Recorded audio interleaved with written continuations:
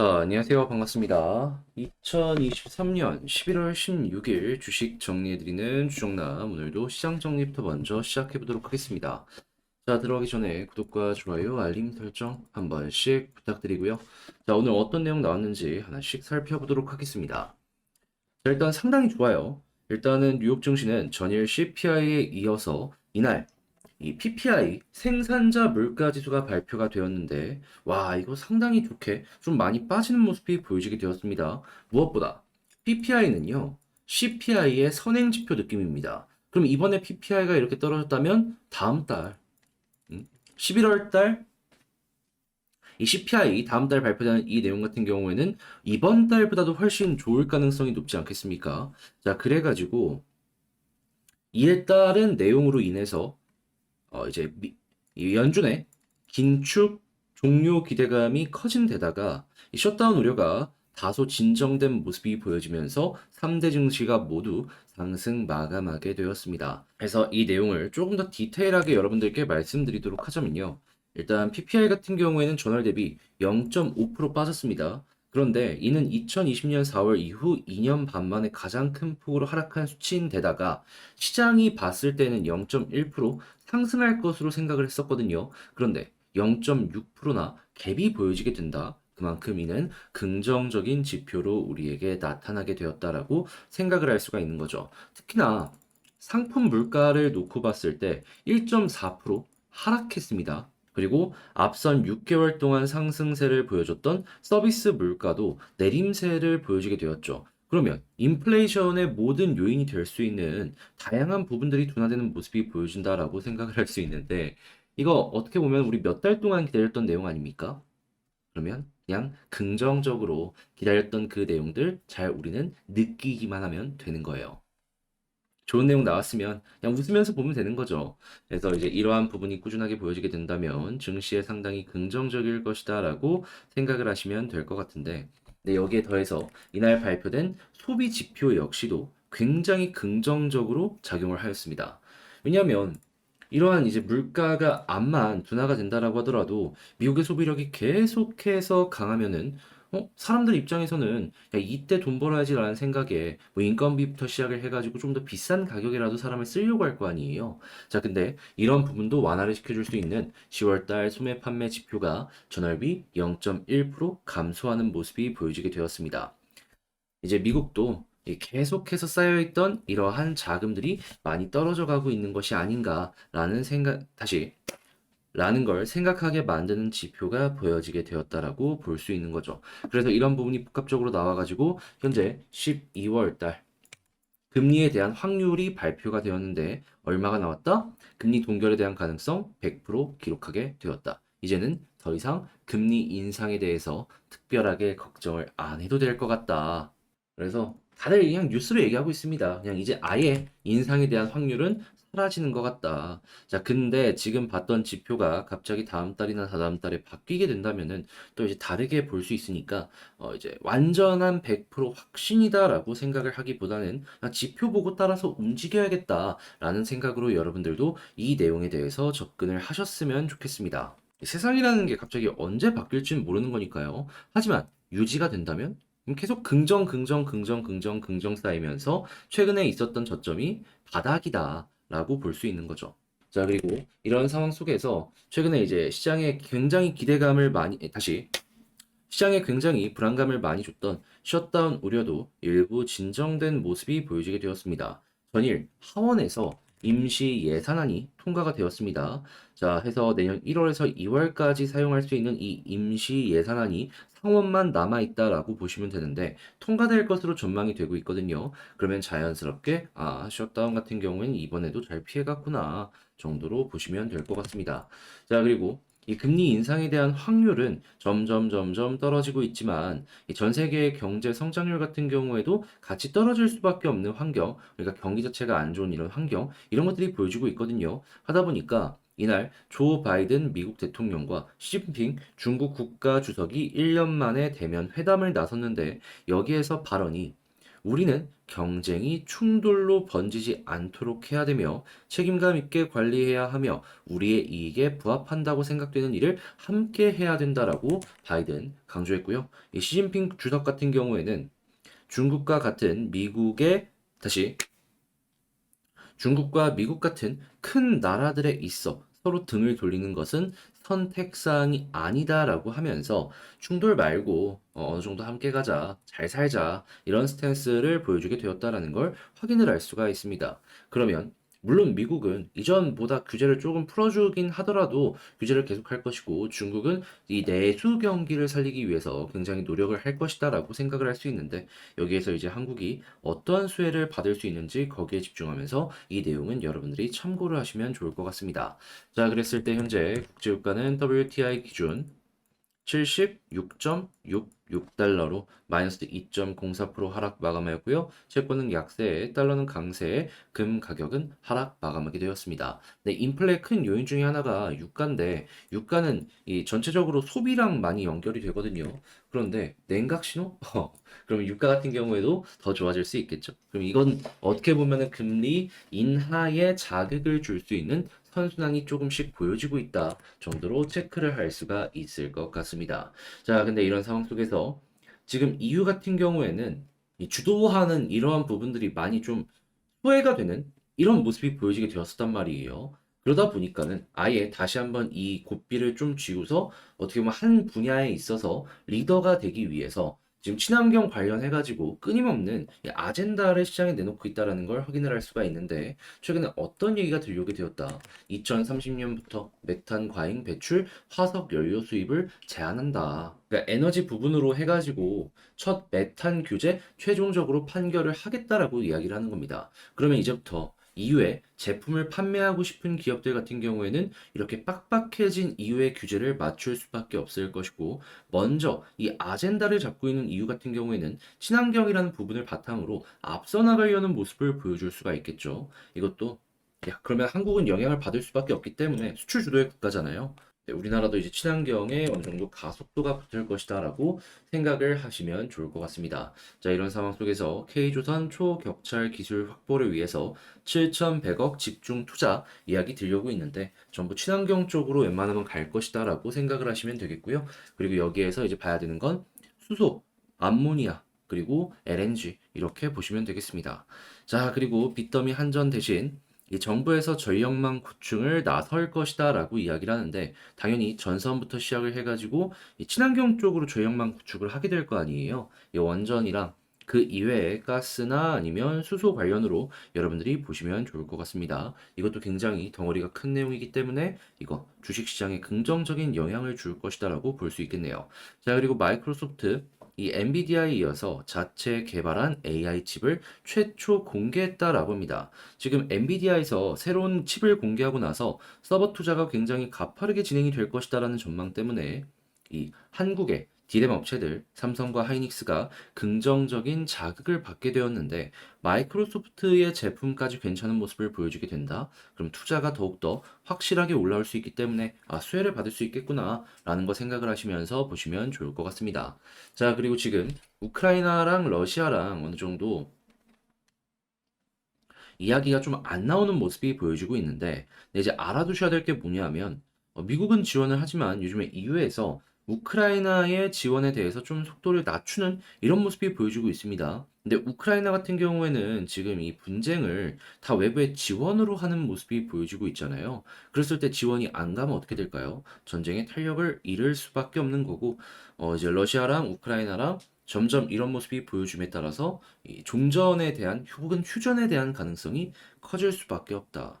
그랬을 때 재건에 대한 이야기는 점점 많이 올라올 수 있으니까 어떻게 보면 과거에는 좀 너무 일렀던 것이 아닌가라고 생각을 할 수 있어도 이제부터는 여러분들이 한번 지켜보셨으면 좋을 것 같습니다. 그렇기 때문에 저는 포스코 인터내셔널의 이 내용을 딱 보고서 기업은 이렇게 판단을 할 수도 있겠구나. 저는 얼추 좀 예상을 해서 여러분들께 말씀을 드릴 수가 있는 것 같아요. 자, 그리고 지금 세계 카드사 실질 연체율 마의 2%를 넘었다 이러는데 일단 카드사는 감당 가능한 수준이다라고 하지만 이걸 통해서 우리가 생각을 해야 되는 건 뭐냐면요.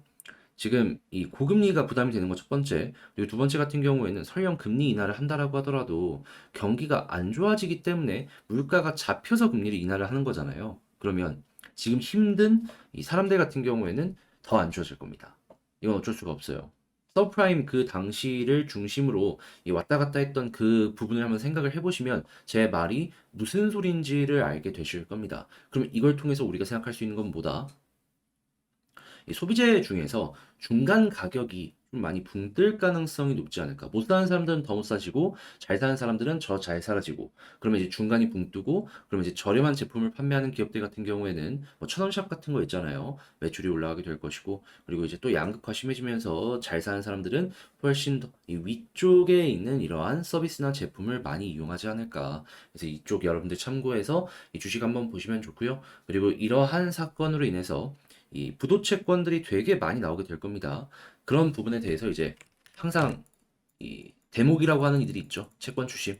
뭐 고려 신용 정보부터 시작을 해서 여러분들 지금 한번 쭉 보시면 좋을 것 같습니다.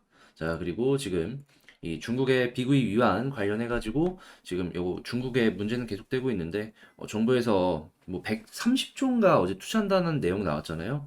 요거 과연 잘 통할지 한번 보시면 좋을 것 같고 요거 잘 되면은 이 중국 아파트 잘 짓는데 철강부터 시작해서 들어가는 게 많잖아요. 한국에서도 수혜를 받을 수 있는 기업들이 있다라는 걸 체크하시면 좋겠습니다. 마지막으로는 2차 전지는 뭐다? 가동률까지 완벽하게 줄어든 상황이기 때문에 한 1년은 쉬어가야 된다. 자, 이렇게 말씀드리면서 오늘 시장 정리 마치도록 하겠습니다. 자, 어떻게 제가 여러분들께 말씀드렸던 내용이 도움이 되었을지 모르겠습니다. 잘 보았다라고 생각을 하신다면 구독과 좋아요, 알림 설정 한 번씩 부탁드리고요. 지금 말씀드렸던 내용은 우리 텔레그램 공부방에서 제가 여러분들께 이렇게 올려드린 내용이니까 같이 한번 공부해보고 싶다. 네가 어떤 걸 보는지 나도 한번 체크를 해보고 싶다. 라고 생각을 한다면 영상 소개란에 있는 링크 클릭하시고 입장을 해주시면 되겠습니다. 자, 그러면 개별 종목 살펴보도록 할게요. 자, 안녕하세요. 반갑습니다. 제가 이번에 가지고 온 종목은 두산 에너빌리티를 가지고 왔습니다. 일단 에너빌리티 그저께도 그렇고 어제도 그렇고 정말 좋았고 오늘도 높은 가격에서 가격이 유지되는 모습이 보여주고 있죠. 자, 그러면 여기서 진짜 조금만 더 올라가는 모습이 보여주게 된다면 좀 더 크게 올라가는 모습 볼 수 있을 것 같은데 여기에서 우리가 알아두면 좋을 내용이 뭐가 있는지 지금부터 하나씩 살펴보도록 하겠습니다.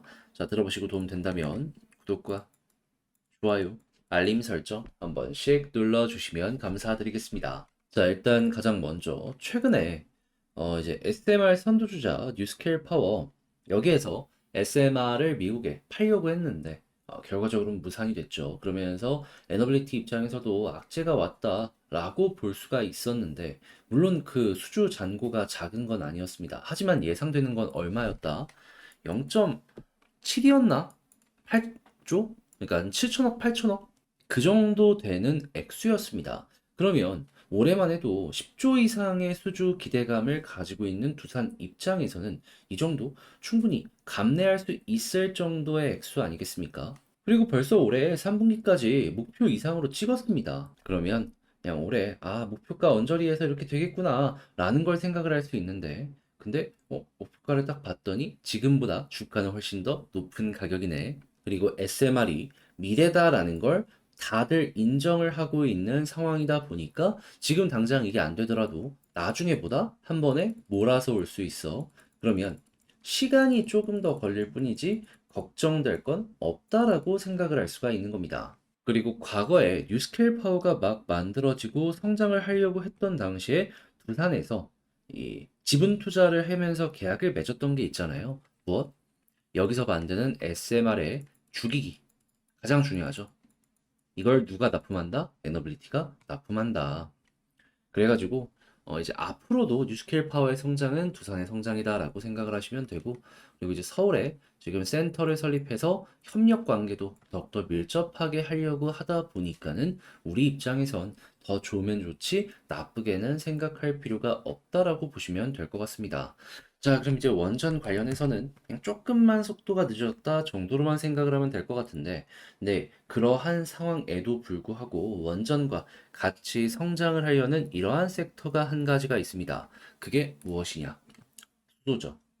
원전이라는 게 이게 계속 돌아가거든요. 그러면 전기를 잘 안 쓰는 시간에 생기는 전력 가지고는 다른 무언가를 해서라도 부가가치를 창출을 해야 됩니다. 지금은 이제 어떤 식으로 많이 쓰이고 있냐면은 저녁에 전기값 싸잖아요. 그 전기를 많이 안 써서 그러는 건데 그 남는 전기를 가지고요.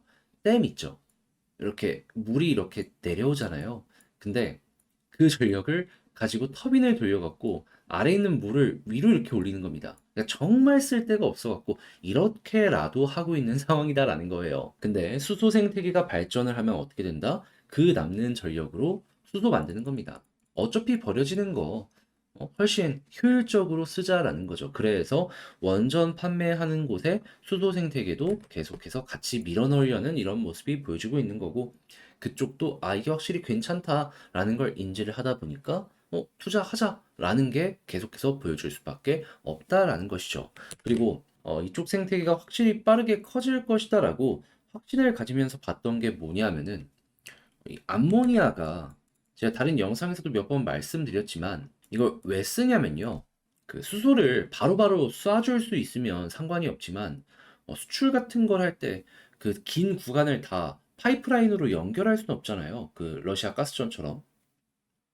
그러니까 그걸 암모니아로 바꿔가지고 그 나라로 수출한 다음에 거기서 화학 반응을 일으켜서 수소 뽑는 겁니다. 그랬을 때 전환율이 제가 알기로 75%인가? 그런 걸로 알고 있어요. 이제 수소 경제가 활성화되면 될수록 수소의 출입이 굉장히 많아질 수밖에 없을 거 아니에요. 그러면 이를 운반하는 선박이 꾸준하게 발주가 될 수밖에 없습니다. 그런데 최근에 어떤 소식이 들려오게 되었다? 한화오션 아시죠? 여기에 전 세계 최대 수소 선박 5척인가가 수주로 들어오게 되었다라고 합니다. 한마디로 외부에 있는 투자자들이 보더라도 이쪽 시장은 확실하게 돈이 된다고 판단을 했구나라고 볼 수가 있는 거예요. 자, 그러면 두산 같은 경우에는 수소 관련으로도 전 세계 탑3 안에 들죠. 예, 그러면은 원전, 수소, 그 이외에도 다양한 부분으로 지금 확장이 되고 있다, 성장을 하고 있다라고 볼 수가 있는 겁니다. 걱정할 것 없이 편안하게만 보더라도 앞으로 성장이 계속해서 우리에게 다가올 것이다라는 것이죠. 자, 그렇기 때문에 이러한 부분은 중장기적으로 우리가 두산 에너빌리티를 볼 법한 그러한 내용이다. 이렇게 이제 생각을 하시면 될 것 같고요. 자, 다만 이제 여기에서 단기적으로 올라가기 위해선 결국엔 차트랑 수급을 보면서 디테일을 잡아야 될 필요가 있는데 수급부터 하나씩 살펴보도록 할게요. 자, 그랬을 땐 어떤 모습이 보여주고 있다? 이 종목 누가 계속해서 가격을 올려주고 있다라고 설명을 드려왔죠? 외국인. 근데 오늘도 음봉 나오고 있는데 고점에서 횡보하는 모습 봤을 때 또 이거 외국인이 가격 방어해주고 있구나.